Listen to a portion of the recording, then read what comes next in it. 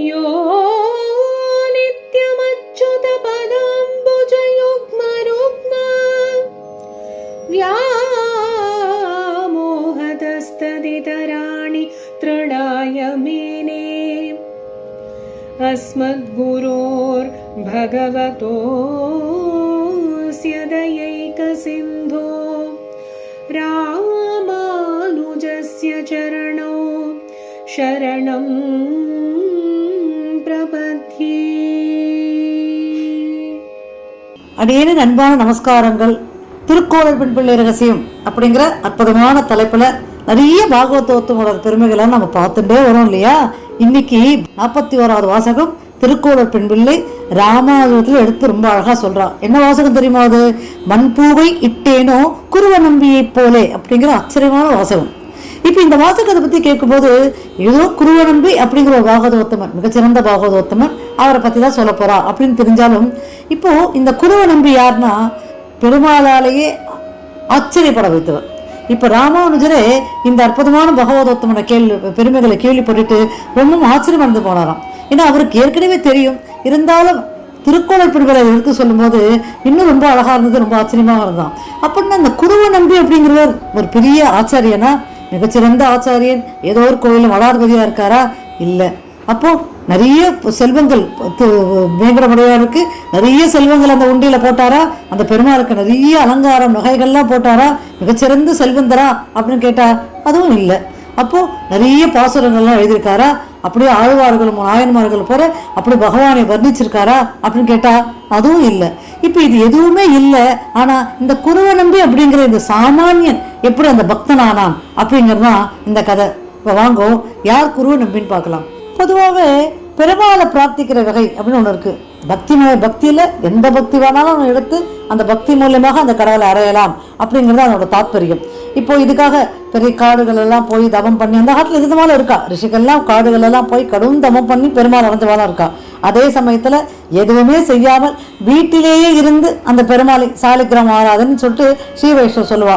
சாலிகிராமம் யாரிடத்துல, அதாவது கண்டிகை நதிக்கரையில முக்திநாத்துக்கிட்ட போனீங்கன்னா கண்டிகை நதிக்கரையில் அற்புதமாக கிடைக்கக்கூடிய இந்த சாலிகிராமம், இதை ஆத்துல ஆராதனை பண்ணாலே பெருமாளையே நேரில் வச்சு ஆராதனை பண்ண மாதிரி. அப்போ வீட்டிலேயே வந்து ஆராதனை பண்ணாலும் அதற்குண்டான பலன்கள் நமக்கு நிச்சயம் கிடைக்கும் அப்படிங்கிறது தான் எல்லா நெறிகளிலும் சொல்லக்கூடிய ஒரு அற்புதமான விஷயம். ஸ்ரீ வைஷ்ணவத்துல ஒரு வைணவ பேரரசன் ரொம்ப ஆச்சரியமாக ஒரு விஷயம் சொல்லுவார். என்ன தெரியுமோ? எலுமிச்சம்பழம் கொடுத்து நாடு பெறுவார் போலே துளசிலை இட்டு பரந்தாமனிடம் மேல் வீடு பெறலாம். என்ன சொல்ல வர்றாருன்னா, ஒரு ராஜா ஒரு பெரிய சபையில் ஒரு விழா மாதிரி கொண்டாடுறார். இப்போ நிறைய பேர் எல்லாரும் கொண்டு வந்து கொடுத்தா, என்னென்ன பொருளெல்லாம் கொண்டு வந்து கொடுத்தா. அதில் ஒருவர் சாதாரணப்பட்டவர், ஆனால் மிகச்சிறந்த பேச்சாளர் மட்டும் இல்லாமல் மிகச்சிறந்த கவிஞனவர். அவர் என்ன பண்ணார்? ஒரு சின்ன எலுமிச்சம்பழம் கொண்டு வந்து மகாராஜாட்ட கொடுத்தார். எலுமிச்சம்பழம் தானே கொடுத்தார், ஏன்னா என்னென்னோ யாரையும் பொருளும் கொடுத்தா, ஆனால் இவர் கொடுத்தது எலுமிச்சம்பழம் தான். அது இருந்தாலும் ராஜா அதை மதித்து அதை ஏற்றுக்கொண்டு இவரிடத்துல பேசும்போது தான் இந்த கவிஞனுக்கு எப்பேற்பட்ட ஞானம் அப்படிங்கிறத தெரிஞ்சுனாராம். அதை மாதிரி அவருக்கு ஒரு பாதி ராஜ்யத்தையே கொடுத்தாராம் அந்த கவிஞனுக்கு. அதை மாதிரி தான் பெருமாளுக்கு நம்ம ஏதோ ரொம்ப பெருசாக போய் இப்போ திருப்பதியிலலாம் நான் போய் 4 மணி நேரம் நின்றேன், 15 மணி நேரம் நின்றேன், 3 மணி நேரம் நின்று பார்த்துட்டு வந்தேன் அப்படின்லாம் சொல்லுவான். நிறைய கோரிக்கைகளோட போவான். பெருமாளை எனக்கு இதை கொடு, அதை கொடு, இதை பண்ணி வச்சா அவனுக்கு அதை கொடுக்குறேன், இப்படிலாம் கோரிக்கைகளோட போவான். ஆனால் இது மாதிரி எதுவுமே இல்லாமல் இருந்து ஆற்றுலேயே அந்த பெருமாளை நினச்சிட்டு கொஞ்சம் துளசி இலை இருக்குது பார்த்தீங்களா, அதில் கொஞ்சம் அர்ச்சனை பண்ணாலே அந்த பெருமாள் ரொம்ப சந்தோஷப்பட்டு போயிடுவாராம், நமக்கு முக்தியே கொடுப்பாராம். அப்பேற்பட்ட பெருமாள் தான் கருணைய வடிவானவன் இல்லையாவன். இப்போ இந்த இடத்துல இந்த குருவ நம்பி அப்படின்னு சொல்லும்போது, தொண்டை நாட்டிலே அந்த சமயத்திலே தொண்டை நாடு ஒரு நாடு இருந்தது. தொண்டை நாடுன்னு சொல்லும்போது அது ஏதோ எங்கேயோ இருந்ததுன்னு இல்லை, இங்கே ஆந்திரா தெலுங்கானாலாம் சொல்கிறோம் இல்லையா, இன்றைக்கி தான் அது ஆந்திரா தெலுங்கானா. அந்த காலகட்டத்தில் அது ஒரு பெரிய ராஜ்யமாக தொண்டை நாடுன்னு இருந்தது. அந்த தொண்டை நாட்டில் தான் திருப்பதி அன்று இருந்த போது இன்றைக்கும் இருந்தது. இன்றைக்கி ஆந்திராவில் இருக்க, இன்றைக்கி தொண்டை நாடு அப்படிங்கிற பேரோடு இருந்தது. அந்த தொண்டை நாட்டில் தொண்டைமான் அப்படின்னு ஒரு ராஜா, ரொம்ப சிறந்த ராஜாவன், சிறந்த பக்தியாளன் கூட. அவன் வந்து பெருமாள், அதுலேயும் திருப்பதி பெருமாள் இடத்துல அதீத பக்தி கொண்டவனவன். அவன் என்ன பண்ணுவான், நித்தமும் இந்த ஸ்வர்ண புஷ்பங்கள் இருக்கு இல்லையா, ஏன்னா அவன் ராஜா இல்லையா, ஸ்வர்ண புஷ்பங்களை அற்புதமாக தயாரிக்கிறதுக்குன்னு கொல்லெல்லாம் இருப்பா. அன்றாடம் சொன்ன புஷ்பங்களை தயாரித்து ஒரு 10 புஷ்பங்கள் 15 புஷ்பங்கள், அதாவது மாலை தொடுத்து இல்லை, வெறும் கையில் புஷ்பங்களை சொன்னமாகவே எடுத்துகிட்டு போய் பெருமாளுக்கு அர்ச்சனை பண்ணுவான். அந்த சொன்ன புஷ்பத்தாலே அந்த பெருமாளுக்கு, திருப்பதி பெருமாளுக்கு அர்ச்சனை பண்ணுவான். இது அன்றாடம் செய்வான். அது மனசுக்கு ரொம்ப சந்தோஷமான விஷயம். இதை பண்ணிகிட்டே வந்தான். என்ன ஆச்சுன்னா, ஒரு தடவை இப்போ ஒரு சொர்ண புஷ்பம் எடுத்து பெருமாள் பேரை சொல்லி அப்படி பாதத்தில் போடும்போது கூடவே ஒரு மண் புஷ்பம் இருக்குது. மண்ணாக களிமண்ணில் பண்ணப்பட்ட ஒரு புஷ்பம் மாதிரியான ஒரு அதுவும் கூட சேர்ந்து வந்து விழுந்துதான். ராஜா நினைச்சாராம், ஏதோ சுத்தமுத்தும் பார்த்தார், யாரோ ஏதோ இருந்துட்டா போல் இருக்கு, அங்கே என்ன பாருங்கோ, யாராவது எதனா கல்லைகளை விட்டு வேதா பாருங்கன்னு சொல்லியிருக்கார். எல்லாரும் திரும்பி பார்த்துருக்கா, ஒன்றும் இல்லை. ஏன்னா ராஜாவை தவிர ரொம்ப பாதுகாப்பாக அங்கே யாருமே கிடையாது. சரி அப்படின்னு சொல்லிட்டு திரும்ப என்ன பண்ணார், ஒரு புஷ்பங்கள் மந்திரங்கள் சொல்லி இந்த சொர்ண புஷ்பம் இருக்கு இல்லையா, இதை எடுத்து பெருமாளோட காலில் போடும்போது கூடவே மண் புஷ்பம் வந்து விழுந்துதான். அதாவது இந்த களிமண்ணால் பண்ணப்பட்ட ஒரு புஷ்பம் மண், அதுவும் வந்து விழுந்தது. பார்த்தோன்னா ஆச்சரியமா போயிட்டான். அப்போ அங்கே இருக்கிறவர்கிட்ட, அந்த அர்ச்சகர்கிட்ட கேட்டாலாம், இது என்னது, இதை யார் பண்றா, இது எதுக்கு கூட கூட இந்த புஷ்பம் வருது அப்படின்னு கேட்டுட்டு இருக்கும்போது இவ பண்ண அந்த புஷ்பமும் சேர்ந்து விழுந்துட்டே இருக்கான். ஆச்சரியமா போயிட்டான் ராஜாவுக்கு. எல்லாருமே சுத்த பார்த்துட்டு ஒண்ணுமே தோணலையே அப்படின்னு சொல்லிட்டு, சரி இதுக்கு வந்து கண்டிப்பாக யாருக்கிட்டையுமே விடை இல்லை, இது விட யார்கிட்ட இருக்கும், கண்டிப்பா திருப்பதி பெருமாளோட தான் இருக்கும். நேராக அந்த பெருமாள்கிட்டே போய் நின்னான். சுவாமி, நான் உங்களுக்கு சொன்ன புஷ்பம் ரொம்ப சந்தோஷமாக உங்களுக்கு பண்ணணும், மனசு திருப்தியோடு தான் நான் பண்ணுறேன், ஆனால் கூடவே ஏதோ ஒரு மண் புஷ்பம் மாதிரி வந்து விளையாடுது சுவாமி, அது என்னதுன்னு எங்களுக்கெல்லாம் புரியலையே, அது என்னன்னு கொஞ்சம் சொல்லுங்களேன் சுவாமி அப்படின்னு சொல்லிட்டு அந்த பெருமாள் கிட்ட வேண்டார். யாரு, இந்த ராஜா. அப்போ பெருமாள் சொன்னாராம், இங்க இந்த ஊர்ல குரவபுரம்னு ஊர் இருக்கு பாத்தியா, அந்த இடத்துல ஒரு குயவன் இருக்கான். குயவன் யாருன்னா அந்த மண்பாட்டம் செய்வா இல்லையா, அந்த குயவன் இருக்கான். அவனோட பக்தியினால வந்ததுதான் இந்த களிமண் பூ. நீ வேணா போய் அந்த இடத்துல போய் அவனை போய் பார்த்துக்கோ. ஆனா ஒண்ணு மட்டும் எனக்கு ரொம்ப பயமா இருக்கு, ஏன்னா அவன் மிகச்சிறந்த பக்தன், எந்த வேண்டுகோளுமே இல்லாம செய்யக்கூடியவன். இது ரொம்ப ஆச்சரியமான விஷயம் இல்லையா. இப்ப நாம சாதாரண ஒரு 10 ரூபாய்க்கு பூ வாங்கி போட்டாலும் பெருமாள் கிட்ட இந்த மாதிரி எனக்கு இந்த மாதிரி ஒரு குறை இருக்கு, உனக்கு நான் வாங்கி போடுறேன் அப்படின்னு சொல்லக்கூடிய காலகட்டம் இது. ஏன்னா பெருமாள்கிட்டே நம்ம கோரிக்கை இல்லாம எதுவுமே செய்யறது இல்லையே. ஆனா இந்த என்ன பண்ணுவானா, அந்த குயவன் கோரிக்கையே எதுவுமே இல்லாம அந்த பெருமாளை வேண்டிட்டு நித்தமும் அந்த பெருமாளையே நினைச்சுன்னு செய்யக்கூடியவன். இதை கேள்விப்பட்ட உடனே, அதுவும் பெருமாளே சொல்லியிருக்காரு. ஆனால் இந்த ராஜா என்ன பண்ணார், நேராக அங்கே போய் அந்த குரவபுரத்தை தேடி, ஏன்னா அவரோட கட்டுப்பாட்டில் இருக்கக்கூடிய ஒரு இடம் தானே, நேராக அங்கே போய் எல்லாரோட போய் மறைஞ்சிருந்து பார்த்தாராம். ஏன்னா பெருமாள் சொல்லி அமைச்சிருக்கார், அவன் வந்து ரொம்ப இதுவாக இருக்கிறவன், அவன் என்ன எந்த வேண்டுதல் இல்லாதவன், அவன் இந்த பெருமைக்கெல்லாம் ஆசைப்பட மாட்டான்.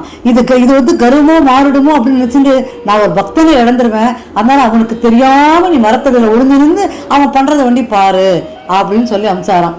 இந்த ராஜா என்ன பண்ணாராம், நேரா போய் அந்த குரவபுரத்தை கண்டுபிடிச்சு எல்லாரையும் அப்படி அமைதியா மரத்துக்கு பின்னாடி விழுந்திருக்க சொன்னாராம். என்ன பண்ணாரு இந்த குயவன், காத்தால எழுந்து குளிச்சுட்டு வந்து இந்த மண்பாண்டம் பண்றதுக்கு தயாரா இருக்கும் இல்லையா, உடனே அப்படியே பெருமாளை பார்த்து, பெருமாள் இருந்த திசை, ஏன்னா அவனுக்கு பெருமாளை இது வரைக்கும் வேங்கடாதரபதி பெருமாளை அவன் கண்ணால பார்த்ததே கிடையாது. அந்த பெருமாளை அவன் கேள்விதான் பட்டிருக்கான், பார்த்தது கிடையாது. ஆனா அந்த பெருமாளை அந்த கற்பதிலே ஆராதிச்சு அந்த பெருமாளை வேணுண்டு, சுவாமி இன்னைக்கு நான் இந்த வேலையை ஆரம்பிக்கிறேன், நல்லபடியா உங்களோட அனுகிரகத்துல இது நல்லபடியா எல்லாருக்கும் மண்பாண்டம், ஏன்னா இது மண்பாண்டம் செய்யறது ஒரு கைங்கரியமா தான் அவன் பண்ணிட்டு இருக்கான். நிறைய கோயில்களுக்கு போகும், நிறைய ஏழைகளுக்கு மண்பாண்டம் செய்து தருவான். அது இல்லாம உனக்கு ஏதோ அவனோட ஜீவனத்துக்கு வேண்டி அந்த வருமானமும் அதனால வரும். அந்த மாதிரி அவன் பெருமாளை வேண்டிட்டு அந்த மண்பாண்டம் செய்ய ஆரம்பிக்கிறானா.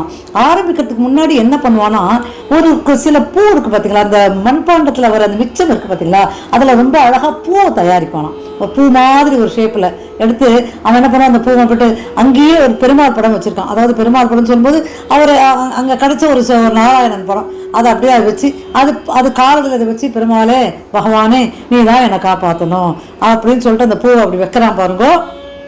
அதை இதை கண்ணால பார்க்குறார். இதெல்லாம் ராஜா பார்த்துட்டு இருக்கார். பார்த்துட்டு அவன் பாடுக்க பகவானோட நாமத்தை அப்படியே நாராயண நாமத்தை சொல்லிகிட்டே அந்த மண்பாண்டத்தை பண்ணிகிட்டே இருக்கான். அந்த பூ இருக்கு பார்த்தீங்களா, அவன் ஒரு 10 பூ வச்சான். அந்த ஒரு பூவா என்ன பண்ணுது, எகிரி இவனுக்கு ராஜாவுக்கு பின்னாடி, மரத்துக்கு பின்னாடி விழுந்துட்டு இருக்கார் இல்லையா, ராஜாவுக்கு பின்னாடி போய் விழுதுதான். இவனுக்கு கூட ஆச்சரியமா போயிடுதான். இந்த 10 பூவை அங்கதான் அவர் வச்சதை பார்த்தேன், அது எங்க போய் விழுது அப்படின்னு திரும்பி பார்த்தா பின்னாடி பெருமாள் நிற்கிறாராம். யாரு, திருப்பதி வேங்கடாதளபதி. பின்னாடியே நிற்கிறாராம். தொண்டைமானோட தோளில் அப்படி தொட்டி, பார்த்தியா என்னோட பக்தனோட பெருமையை பார்த்தியா, என்ன அழகா அவன் பார்த்தியா, அது எதையுமே எதிர்பார்க்காம அந்த பூவெல்லாம் வச்சிருக்கான் பார்த்தியா, இந்த பூ தான் என்னோட கால்கள் அங்கே வந்து விழுறது, இப்போ தெரிஞ்சுது அவனுக்கு அப்படின்னு ஒன்று தொண்டைமான் அப்படியே அழுதுட்டாராம். சுவாமி, இந்த ஒரு பக்தியை நான் இது வரைக்கும் நான் பார்த்ததே இல்லையே சுவாமி, நாங்கள்லாம் ஏதோ ரொம்ப பெரிய ஏதோ செஞ்சுட்டா மாதிரி சொர்ண புஷ்பங்கள்லாம் பண்ணி உனக்கு ஆராதனை பண்ணோம், அதில் ஏதோ நீ சந்தோஷப்படுவேன்னு நினச்சேனே, இல்லையே சுவாமி, இதோட ஒரு பாக்கியம் இருக்க முடியுமா, இப்படி ஒரு இந்த பூ தானே முக்கியம் அப்படின்னு சொல்லிட்டு ரொம்ப அப்படியே காலில் விழுந்து அழுதானாம். அப்ப பெருமாள், சரி சரி சத்தமா பேசாத, அமைதியா இரு அப்படின்னு சொல்லிட்டு இருக்கும் போதே குரல் நம்பி திரும்பி பார்த்திருக்காரு. பார்த்தா இங்க பெரிய படையோட ராஜா ஒழுங்குன்னு இருக்கார். பார்த்தோன்னா, ஐயோ ராஜா, என்ன ராஜா நீங்க இங்க வந்திருக்கீங்க, என்ன தேக்கி வந்திருக்கீங்க அப்படின்னு சொல்லி காலில் வந்து விழுதானா. அப்பப்பா, நீ என் காலில் விழாதப்பா, உன் காலில் தான் நான் விழணும், நீ கொடுக்க அந்த களிமண் பூ இருக்கு பார்த்தியா, இதுலதான் அங்க பெருமாளுக்கே அங்க அர்ச்சனை நடக்கிறது தெரியுமோ அப்படின்னு ஒண்ணு. களிமண் பூவில் அர்ச்சனை நடக்கிறதா, நான் இங்க தானே வச்சிருக்கேன், அங்கேயே வருது அப்படின்னா, அன்றாடம் வருது என்னோட சொர்ண புஷ்பத்தோட உன்னோட அந்த களிமண் பூ சேர்ந்து அங்க வந்து விழுது தெரியுமா அந்த பெருமாளோட காலடியில. அது பெருமாளே எனக்கு சொன்னார் தெரியுமாண்ணா, என் பெருமாளே எனக்கு சொன்னானா, இதோ இருக்கானே இதோ பார் அப்படின்னு திரும்பி பார்த்தா அங்க பெருமாள் இல்லை. ஏன்னா அவர் தப்பிச்சு ஓடிட்டார். ஏன்னா தெரியும்ல, சொல்லி அனுப்பிச்சிருந்தார் இல்லையா.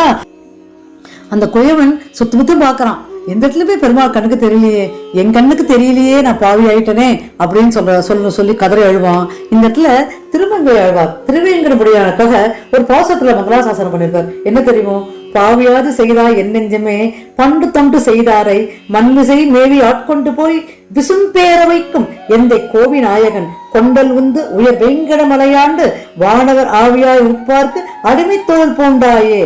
அதாவது சலனமா எதை பத்தியுமே கவலைப்படாம சலனமாக தன்னோட கைங்கரியத்தை மட்டுமே, தன்னுடைய கர்மாவை மட்டுமே செய்து கொண்டிருந்தவளுக்கு அவளுக்கெல்லாம் அந்த பிராப்தம் வைகுந்தத்துல பிராப்தம் கொடுத்தியே வேங்கடவனே அப்படின்னு சொல்லிட்டு திருமங்கை ஒரு பாசத்துல உருகி எழுந்திருப்பார். அப்படியே தேடி கதறி அழுதானாம். சுவாமி, என் கண்ணுக்கு தெரியலையே, நான் எதுவுமே உங்களை கேட்கலையே சுவாமி, அட பெருமாளே, எனக்கு நான் எதுவுமே உன்கிட்ட வேண்டலையே, எனக்கு எதுவுமே தேவையில்லையே, ஆனா நீ வந்துட்ட என்னோட பூவை நீ ஏத்துட்டு இருக்க அப்படின்ற அந்த ஒரு விஷயம் எனக்கு கர்வம் ஆயிடும் இல்லையா. அதனால இந்த உடம்பு இனிமே இந்த உயிர் இந்த உடம்புல இனிமே இருக்கக்கூடாது, என்னை உன்னோட திருவடியில சேர்த்துக்கோ பெருமாளே அப்படின்னு அப்படியே சடான்னு விழுந்தான். அந்த குறவன் என்ன ஆயிட்டார், அப்படியே பரம பதிச்சிட்டார், அப்படியே பெருமாளுக்கு போய் சேர்ந்துட்டார். இதுதான் ஆச்சரியமான கதை. இப்போ இந்த இடத்துல எல்லாருமே ஆச்சரியப்பட்டு போயிட்டா. மகாராஜா அழவே அழுதுட்டாராம்.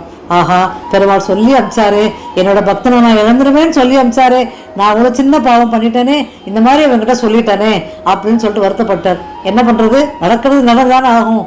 அதனால இதுக்கப்புறம் இந்த குறவை நம்பி பரம வச்சதுக்கப்புறம் அவர் கொண்டிய கடமைகளை செய்துட்டு ராஜா நாட்டுக்கு திரும்பி வந்துட்டார்.